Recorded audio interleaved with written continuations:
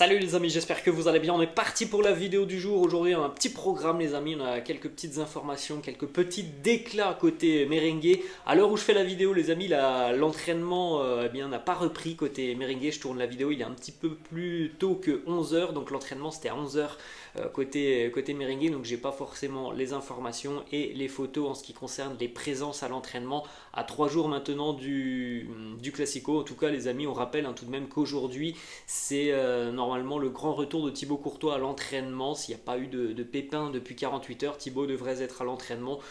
Donc on en reparlera évidemment demain. Aujourd'hui les amis, on démarre comme d'habitude avec les deux unes des quotidiens madrilènes. Et AC Marca nous propose une une qui est consacrée au FC Barcelone. Alors on a des informations sur le Real, mais c'est tout de même une avec la page, la une tout simplement, qui est consacrée au Barça. Regardez le quotidien AS qui titre Al borde del desastre. Le Barça au bord du gouffre, au bord du désastre, au bord de l'élimination en Ligue des Champions. Le Barça touché hier au Camp Nou à 3 jours du Classico. En ce qui concerne le Real, c'est en bas les amis que vous pouvez retrouver cette information du quotidien AS qui annonce objectif 2024 Haaland et Mbappé pour le Real Madrid, avec cette enveloppe mercato de 425 millions d'euros pour le Real. Donc évidemment c'est une très très belle enveloppe. Avec une somme comme ça, tu peux réaliser de gros objectifs sur le mercato. Mais on rappelle tout de même qu'à l'heure actuelle, l'objectif 2023 du Real, ça semble plutôt Jude Bellingham. Kylian Mbappé, les amis, on ne va pas en reparler maintenant. Je pense qu'on aura le temps d'en reparler d'ici à l'année 2023 avec tout ce qui se passe au PSG. Donc on ne va pas en reparler maintenant. On en a déjà assez parlé la saison passée. En tout cas, voilà, le Real dispose d'une belle enveloppe. On verra comment ça sera utilisé sur les deux prochains mercato. Ensuite, le quotidien Marca qui titre la même chose tout simplement que As. Al borde del desastre de cada año. C'est vrai que, voilà, une petite parenthèse Barça, tous les ans, le Barça, et depuis quelques années maintenant, depuis quand même une petite dizaine d'années, un petit peu moins que 10 ans les amis, mais c'est souvent très compliqué pour les Catalans en Ligue des Champions, un petit peu moins que 10 ans, oui, mais c'est un peu compliqué quand même pour les Blaugrana en Ligue des Champions. Et là ça sent une nouvelle fois l'Europa League pour les Blaugrana qui n'ont plus leur destin en main. En ce qui concerne Marca, la petite information qui concerne le Real, c'est à peu près la même chose, 400 millions donc pour les prochains mercato. Et puis cette image d'Antonio Rudiger, on va en reparler dans quelques instants. On continue les amis, toujours du côté de Barcelone, parce que il y a le Classico qui approche dans 3 jours. Donc évidemment que le résultat hier des Blaugrana face à l'Inter, ce match nul 3 partout, où on a vu des Blaugrana fébriles défensivement, alors qu'il est vrai que depuis le début de saison en Liga ils sont monstrueux les amis. Les stats elles parlent pour les Catalans. Un but encaissé depuis le début de saison en Liga, c'est énorme, même si on les a vus souffrir face au Celta le week-end dernier, on les a vus souffrir en seconde mi-temps hier face à l'Inter. Donc on voit une équipe qui physiquement est en baisse de régime net en seconde mi-temps. Ça les amis, c'est très positif pour le Real, quand on sait à quel point le Real est capable de faire souffrir ses adversaires en seconde mi-temps. De ce que l'on voit du Barça hier et il y a 3 jours face au Celta, on peut se dire évidemment que sur la seconde mi-temps, ça sera un aspect important. Dans 3 jours lors du Classico, le Real aura un net avantage face au Barça. Et en plus de ça, on peut se dire aussi que certainement mentalement, les Catalans doivent être un petit peu touchés par le résultat hier, puisque une victoire de l'Inter face au Victoria Pilsen dans 15 jours éliminera le Barça de la course au 8e de finale de la Ligue des Champions. Xavi hier en conférence de presse qui nous dit: on espère que le match d'aujourd'hui n'affectera pas les joueurs mentalement pour le Classico. Et puis on a quelques instants plus tard, on avait Sergio Busquets qui était en conférence de presse au micro des journalistes, et Sergio Busquets qui dit tout simplement ce que Xavi ne voulait certainement pas entendre. Sergio Busquets qui nous dit: il est clair que le résultat de ce soir face à l'Inter va nous affecter dans notre préparation pour le Classico. Donc après les amis, tout ça ça concerne les Barça. Tant mieux pour le Real si évidemment le Barça est un peu touché. Mais après les amis, ça ce sont des choses un petit peu extra sportives. C'est le terrain qui parlera. Le Barça c'est tout de même une très grande équipe. mais il est évident que c'est mieux de voir cette équipe catalane arriver en étant voilà, un petit peu peut-être dans le doute, en ayant voilà, quelques questionnements par rapport à l'organisation défensive. C'est positif pour le Real. Après, les amis, le terrain parlera. On sait hein, que le Barça est capable aussi de venir s'imposer du côté du Bernabéu. On va poursuivre les amis cette fois-ci avec une petite information qui concerne la blessure d'Antonio Rüdiger. Vous pouvez retrouver d'ailleurs cette vidéo les amis sur le compte Twitter. Je ne sais pas si ça a été publié sur Instagram, en tout cas sur le compte Twitter.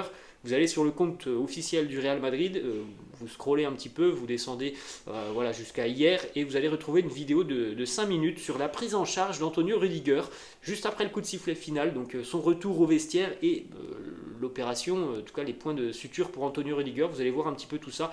Il n'y a rien de bien choquant hein, sur cette vidéo, on ne voit pas la blessure de Rüdiger, on voit simplement les médecins s'occuper de lui, on voit aussi des joueurs du Real qui viennent l'entourer, qui viennent lui tenir la main, on voit David Alaba lui faire un petit bisou sur le front, on voit Toni Kroos être présent pour lui taper sur les cuisses, donc voilà, c'est pour montrer aussi à quel point les joueurs ont été préoccupés par Antonio Rüdiger, à quel point tout le monde était derrière lui pour le soutenir. Vous pouvez retrouver cette vidéo, elle est présente sur le compte Twitter du club. En ce qui concerne Antonio Rüdiger, les amis, voilà par exemple une image de l'œil de Rüdiger que l'on n'avait pas vu hier puisqu'il y avait ce bandage. Là, on a le bandage qui est un petit peu surélevé, donc on voit l'œil de Rüdiger boursouflé. Bon, on va pas se mentir les amis, quand on voit cette image à 3 jours du Classico, il y a quand même très peu de chances de voir Rüdiger être disponible pour le Classico. Après, bon, je ne sais pas, hein, il peut peut-être jouer avec un masque, ça lui est déjà arrivé dans sa carrière, mais il y a quand même peu de chances quand on voit cette image, à mon avis, que Rüdiger soit disponible pour le Classico.